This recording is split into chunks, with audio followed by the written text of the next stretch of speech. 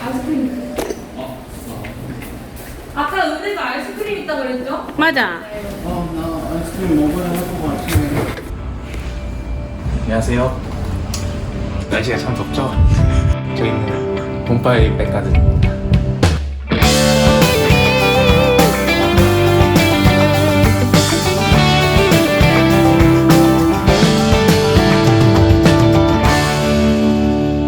오늘은 예고했던 대로 채식에 대해서 얘기를 해볼 건데, 산 타다가 갑자기 왜 뜬금없이 채식이냐. 먼저 우리 프로 채식러 두 분을 모셨는데 시입했죠 지금? 발음 조심해주세요. 죄송합니다. 혹시 지금 채식을 하고 있는 이유가 기독교적인 어떤 가치랑 연관이 있나요? 연관이 있죠. 코코넛 원숭이 그거 봤어요?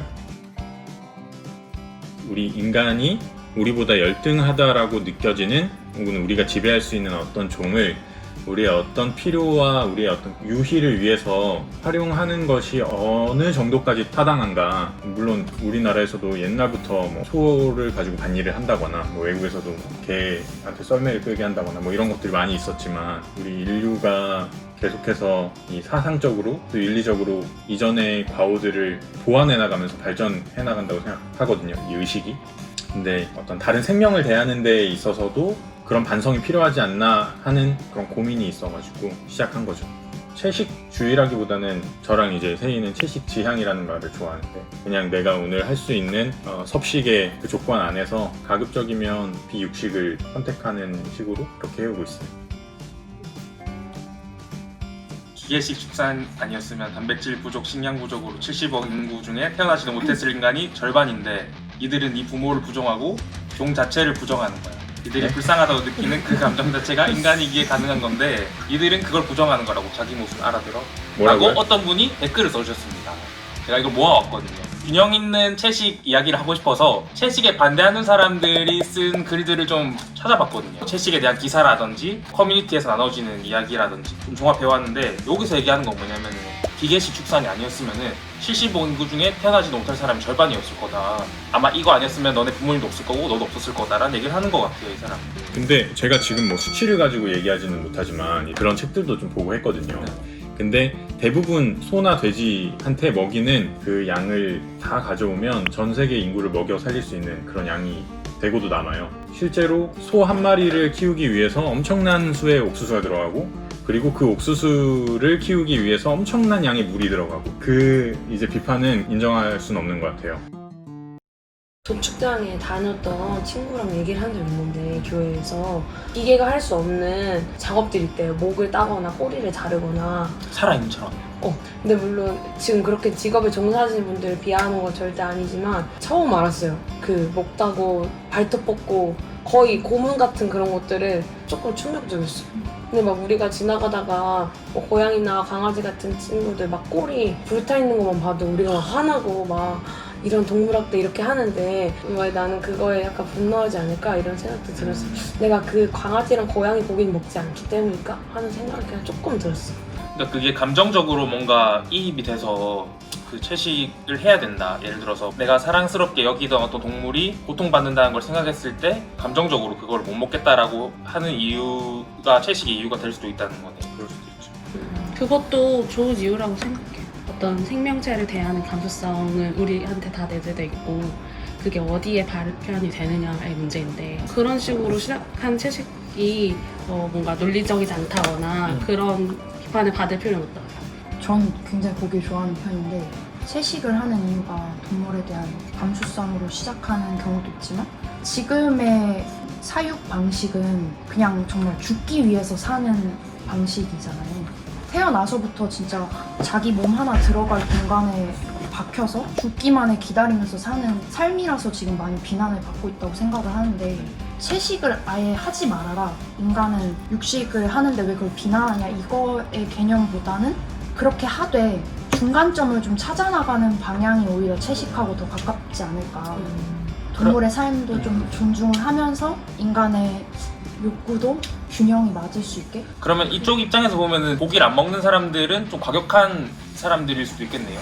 동물권을 보장해주는 사회운동이 필요한 거지 채식이 필요한 게 아니다라는 얘기에 대해서 어떻게 얘기를 할 수 있을 것 같아요? 예를 들어서 뭐 사육장을 개선을 해준다든지 그런 움직임이 아니라 고기를 아예 안 먹어버리는 거죠. 이게 같은 선상에 있다는 생각이 들어서 굳이 그 안에서 막 싸우기보다는 네. 그냥 연대할 관계인 것 같아요.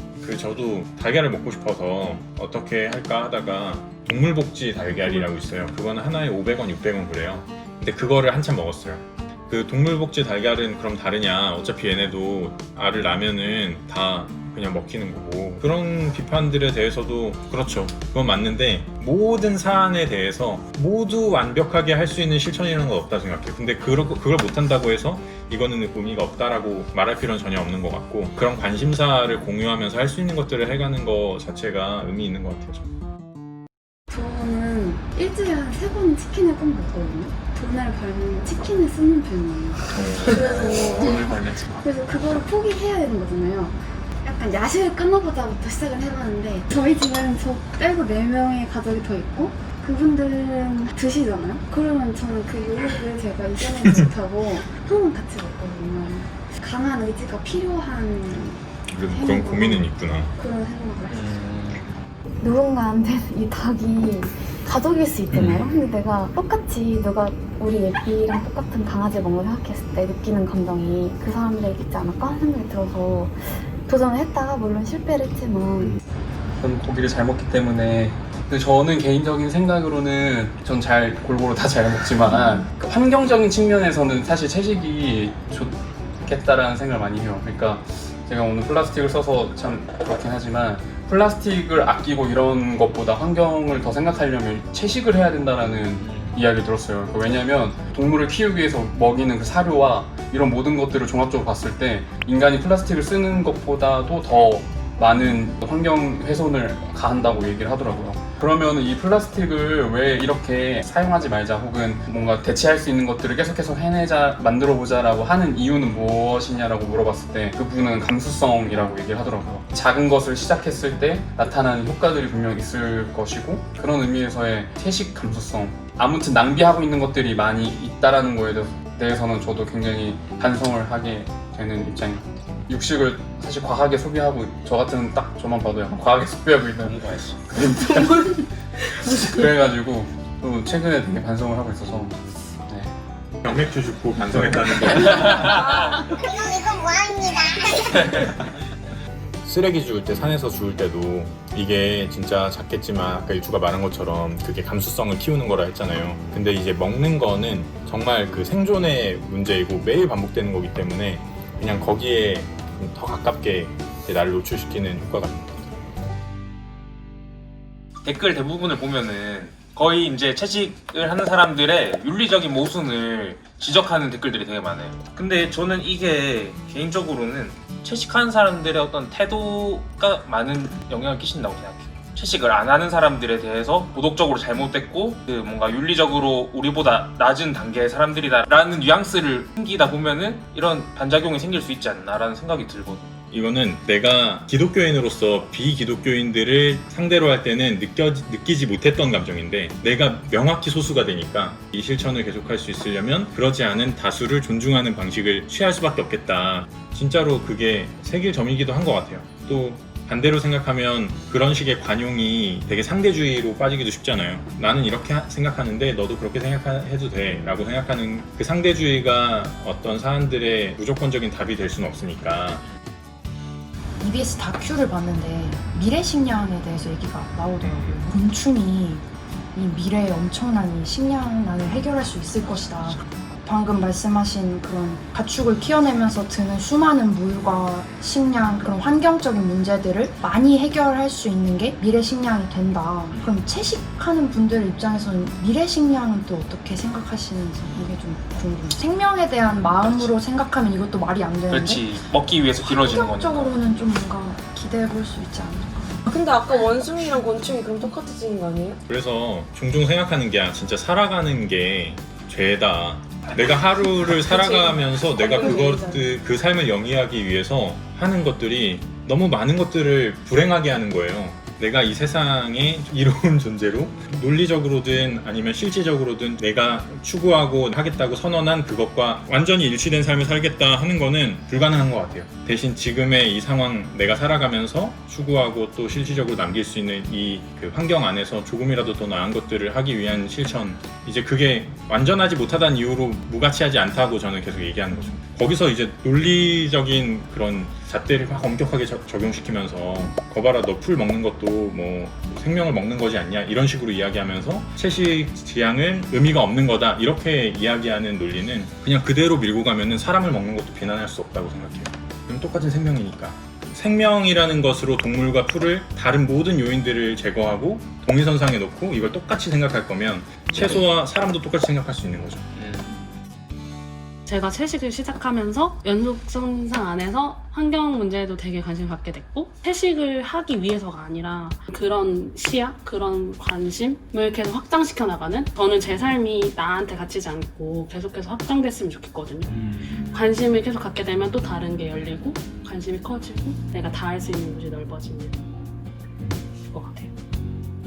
그러니까 철학사일 수도 있는데 이 기독교의 성경을 대하는 해석사만 봐도 점점 넓어졌다고 생각하거든요. 처음에는 이스라엘 민족들 그 중에서도 성인 남자 장애가 없는 만 대상으로 했다면 점점 세상이 지나가면서 또 다른 인종들도 그 범주 안에 들어오게 되고 그러면서 이전의 어떤 해석들과 이전의 율법에 대한 성경의 기록일지라고 할지라도 그게 비판되고 반성되는 거거든요.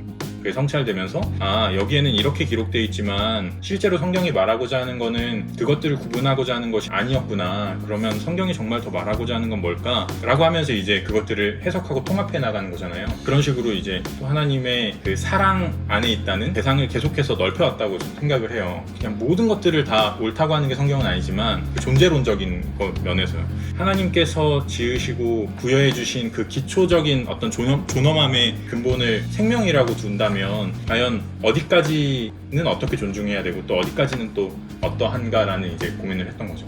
기독교적으로도. 이렇게 채식을 지향하는 사람들의 노력이 값지게 느껴져요. 왜냐면 저는 하기 힘든 것들을 하고 있기 때문에. 채식을 하든 육식을 하든 많은 사람들이 조금 더 아름다운 세상을 꿈꾸는 모두가 건강하게 생존할 수 있고 안전하게 살아갈 수 있는 그 삶을 지지하자라는 의미가 강하지 않나 싶어요. 원래 우리가 하는 어떤 선택들이나 어떤 실천들이라는 것이 모두가 모순들과 역설 속에서 그냥 더 나은 것들을 선택해가는 과정이지 중재안, 절충안을 폄하하거나 비방할 필요는 없을 것 같다 이런 생각을 해요. 이렇게 먹고 간 거를 그대로 놔두고 갑니다. 이렇게 인성이 바로 보이죠. 이렇게 하면은 북극곰 오늘 3마리 죽었습니다. 안녕 북극곰.